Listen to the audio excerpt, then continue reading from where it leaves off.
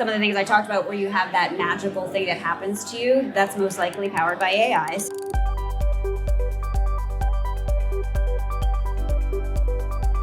Joining me at the Speaker's Corner, powered by the New York Stock Exchange here at Possible, is Amy Lanzi. She's the CEO at Digitas. Amy, great to have you here. Thanks for joining me today. Thank you so much for having me. A beautiful day, so much energy on the floor. Great to be here at Possible. And I want to talk about Possible. So what excites you most about being at Possible this year?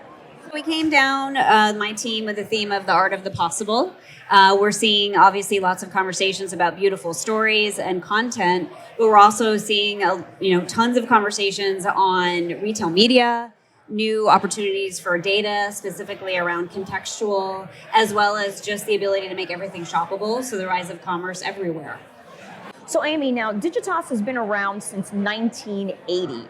That's impressive. So now tell me, what do you think keeps the agency so relevant after all this time? So Digitas, born in 1980, really on the promise of being closer to the consumer. At that time in 1980, it was around the promise of direct marketing. What really powers Digitas and makes us continuously relevant is our ability to stay closer to consumers and to use data to be able to make those relevant connections, so that we're able to make our brands come to life within a consumer's world through surprise and delight. All of that is powered by intelligence, and that's really what our clients come to us for, is the combination. Again, that's why the art and science makes sense. That's a little bit of the core of Digitas on how do we make it magic, but also know that the data shows us the way. Okay, now you call Digitas a networked experience agency. What does that actually look like day to day? So what it looks like day to day is our job is to basically earn our way into a network of a brand, right? How do we create authentic connections with a brand and make that consumer want to be part of that brand story? So that's called a networked experience. So you might be on your phone looking for that beautiful thing, and all of a sudden you are now following a brand and you feel like you are connected to that brand's community. That is a magical networked experience moment. What it might mean is we're driving, we're always focused on driving sales, but we're also focused on driving loyalty, so that we have more and more brands, consumers that want to follow our brands and also really want to be connected to that brand and be super fans. And networked experience is about earning your way into, the heart of a consumer. Okay, so everyone's talking about AI, every industry. Do you think it's the future of this industry? Well, first, AI has been in our industry for a very, very long time, so that's an important thing to note. And I think some of the things I talked about where you have that magical thing that happens to you, that's most likely powered by AI. So it's important that we know this has been happening for a while, particularly from the world of data.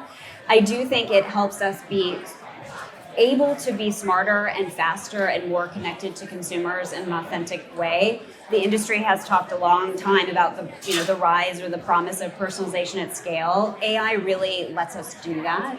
So I do think it is an important part of our business. I see it as an enabler of delivering better networked experiences, and also an enabler of making our talent be able to use their human brains to do amazing things, and then letting AI do the things that are low value opportunities that we need to do, but are not really the game changers. Now, there's a lot of buzz here around creators and commerce. How should brands be showing up in that space? There is a lot of conversation on C-squared, as I'm calling it, and we think of creators as a channel. Think of creator as a channel so that you can authentically connect in all the different interfaces, so social platforms, for example, or Minecraft, where my 11-year-old spends time, on how you're authentically connecting as a brand, and that's really through the lens of creators. And so you as a brand have to have the right set of brand values so the creators know what to talk about. How do they know how to make content that feels authentic to them as a brand, as well as feels right for the brand that really wants to leverage creators to really make this authentic connections. I think it's also important around the channel to community. This is a way to be able to have more and more of that direct conversation with broader communities, both big and small. And creators are a wonderful way to really authentically connect and also be important in micro communities, which is really where we can make those authentic brand moments, as well as stay close to what's happening in culture.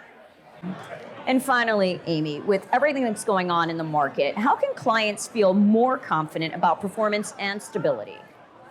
This is a very good question. I mean, obviously, there's a lot going on in the market. And one thing that our clients that have built the infrastructure or system to stay closer to their customers or their clients feel more confident in the decisions they're making, because you can get that feedback from a creator community feedback loop, for example, or you can really start to see it in the performance of the business or sustained performance of the business.